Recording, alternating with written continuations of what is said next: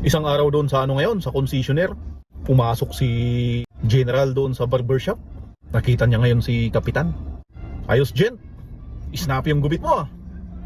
Sabi ni Kapitan kay General, oh, hindi niya kilala eh. Whoops, tika mo na. Huwag mo akong i-gent-gent dyan, Master.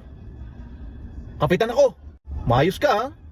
Baka mamaya pagkapangin kita dyan kahit senior ka na. Matindi talaga. Yung galit niya, parang nag-away sila ng misis niya kagabi.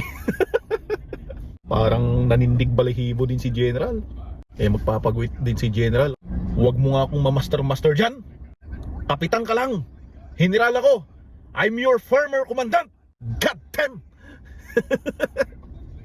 Grabing galit ni Kumandan. Grabing muntik naguntingan yung tenga ni Kapitan. Narinig niya eh. Hindi nakaimik. Sabi ni Kumandan to, push up ka nga dyan hanggang matapos gupit ko. Maayos ka, napaka-relax mo ah. Nangyari talaga yan. Nangyari talaga yan.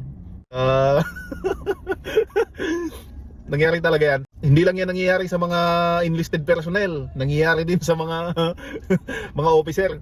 Kaya pag officer ka dito, mag-ingat ka din talaga. Baka general na yan.